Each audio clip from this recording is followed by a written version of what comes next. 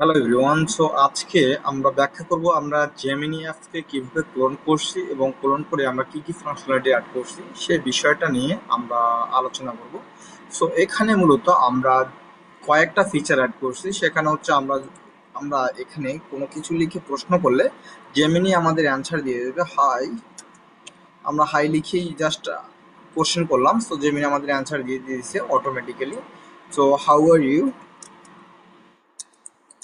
দিলে আমরা দেখবো যে তার সেই আনসার দিয়ে দিয়েছে। So what are you doing. So এখানে আমরা প্রশ্ন করলে জেমিনি কিন্তু আমাদের সেই আনসারগুলো সুন্দর করে সেটা দিয়ে দিচ্ছে। এবং আমরা চাইলে নতুন একটা চার্টবট রেডি করতে পারি, যেমন জেমিনিতে আমরা অনেকগুলো চার্ট তো হয়ে গেলে আমরা নতুন চার্টের জন্য রিকোয়ারমেন্ট করে, সো আমরা নতুন করে করতেছি আবার। Do you know React JS. So আমরা যখন প্রশ্ন করবো, আচ্ছা সিটি ডাবল সি হয়ে গেছে রিয়াক্ট জেএস, আমরা তখন প্রশ্ন করলাম, দেখবেন কিছুক্ষণের মধ্যে আপনাকে এখানে আপনার জেমিনি আপনাকে অ্যান্সার দিয়ে দিচ্ছে। সে পাচ্ছে কিনা ইয়ে করতেছি না। এবং আমরা চাইলে এখানে সার্চ ফিল্ড, যেমন ডু ইউ নো দিয়ে সার্চ করলে আমাদের সার্চ যে ফিল্ডে সেটা চলে আসছে।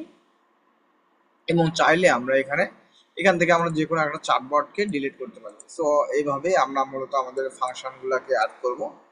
সো কিভাবে করলাম, সো চলুন শুরু করি। সো এইখানে মূলত আমাদের কোডটাকে আমরা ওপেন করি। কোডটা ওপেন করার পর আমরা apps.jx এ আসছি।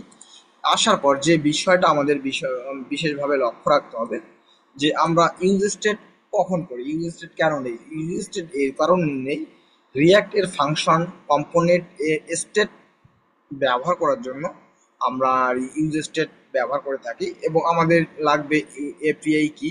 সো জেমিনির এপিআই কি, সো জেমিনির এপিআইটি আমি কোথায় পাবো, আমরা মূলত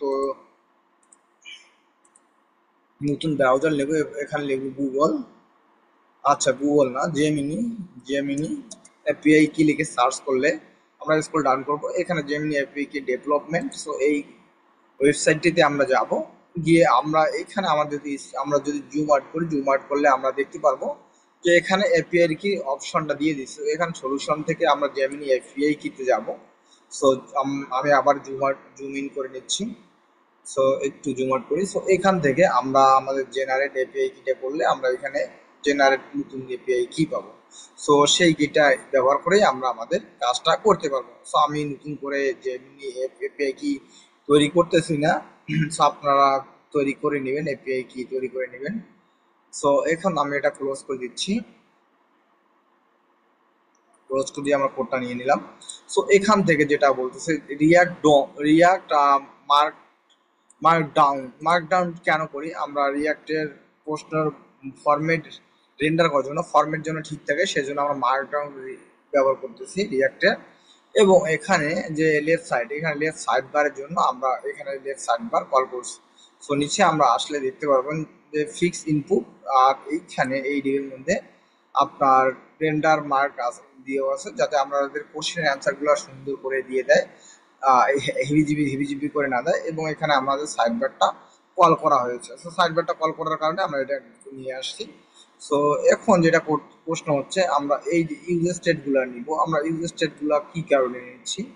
সো চার্ট সংরক্ষণের জন্য আমরা যে প্রথম যে ইউজ স্টেটটা নিচ্ছি, এটা চার্ট সংরক্ষণের জন্য বা মেসেজ সংরক্ষণের জন্য আমরা প্রথমের ইউজ স্টেটটা নিচ্ছি টাইটেল চার্ট মেসেজকে সংরক্ষণ করার জন্য।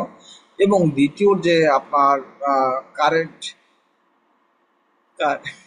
কারেন্ট চার্ট, সো এটা হচ্ছে আমাদের বর্তমান কোন চার্ট আছে কিনা তার অ্যাক্টিভ ভাবে রেন্ডার করার জন্য এটাকে আমরা ব্যবহার করতেছি। এবং ইনপুট ফিল্ডের লেখা প্রশ্ন বা লেখা আমরা যে লিখতেছি, লিখে যে ইনপুট করতেছি, সের জন্য আমরা একটা ইউজ স্টেট নিয়েছি।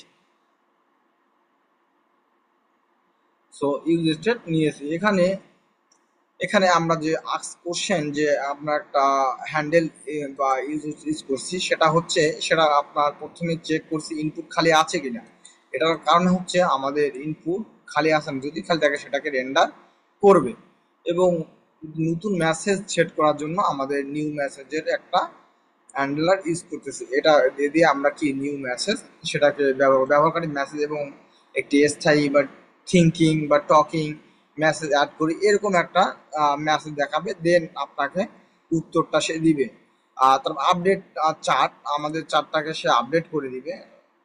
তো প্রথমে মেসেজ হলে চার্ট টাইটেল টাইটেল ব্যবহার করে প্রথমে 20 অক্ষর। তো আমরা যখন এখানে জেমিনি এপিআই লিখতেছি বা এখানে আমি নিউ চার্ট লিখলাম যে do you know Google Tag Manager, do you no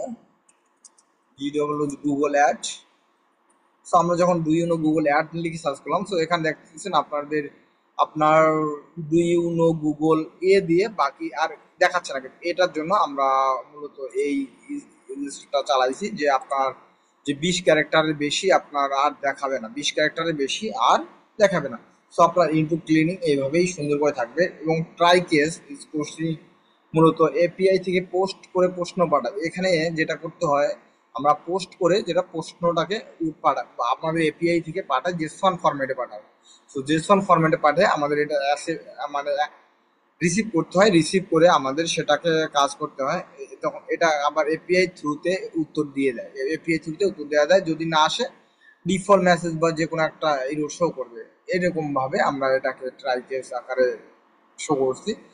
await function আমরা কখন ট্রাই কেস বা অ্যাওয়েট এই ফাংশনটা ইউজ করি যখন আমাদের কোনো প্রশ্নের অ্যান্সার দিতে যাতে সময় কম লাগে এবং কোনো ইরোর হলে ইরোরটা এখানে শো করে আমরা সেটা এখানে দেখতে পাচ্ছি। এবং ইউজ হ্যান্ডলার যখন আমরা আমাদের কোনো প্রশ্ন করার পর এন্টার দিব বা ইয়ে করবো, তখন আমাদের নতুন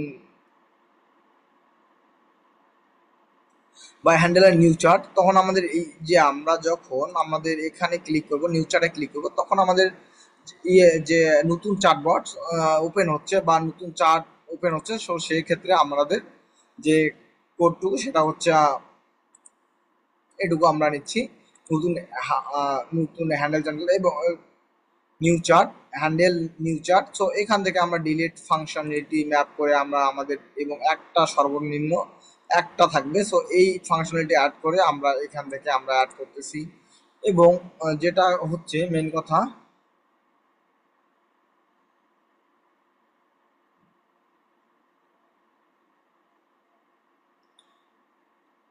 নতুন করে অ্যাড করতেছি এবং আমরা যে ফাংশনালিটি অ্যাড করছি সেটা এখানে আমরা কল করে দিয়ে দিই ফাংশনগুলো কি কি ফাংশন কল লেফট সাইড থেকে আমাদের কি কি আসবে। সো আমরা যখন লেফট সাইড বারে যাব, লেফট সাইড বারে গেলে আমরা এখানে সার্চ বার, এখানে আমরা কি কি অ্যাড করছি, এখানে আমরা নিউ চার্ট অ্যাড করছি, এখানে সার্চ বার অ্যাড করছি এবং আপনার চার্ট বার আছে। সো এই চার্ট ফাংশনালিটি গুলো অ্যাড করার জন্য আমরা এই নতুন করে নিয়েছি। এবং এইগুলা মানে আপনার নতুন ফোল্ডার ফোল্ডার করে নেওয়ার কারণ হচ্ছে আমরা যখন কোনো কাজ করি সুন্দর করে আমরা আমাদের কোডগুলো স্ট্রাকচার করার জন্য আমি বিভিন্ন ভাবে আমাদের কোডটা নিয়েছি। এবং সাইড বারের জন্য আলাদা থিম, টগলের জন্য আলাদা আমি আলাদা করে নিয়ে নিয়েছি। সো এইভাবেই আমরা জেমিনি অ্যাপস এবং জেমিনি অ্যাপস ক্লোন করতে পারি। So thank you so much. ভিডিওটি ভালো লাগলে অবশ্যই লাইক কমেন্ট শেয়ার করবেন এবং যদি কোনো আপনার প্রশ্ন থেকে থাকে তাহলে আপনারা প্রশ্ন করবেন। ধন্যবাদ।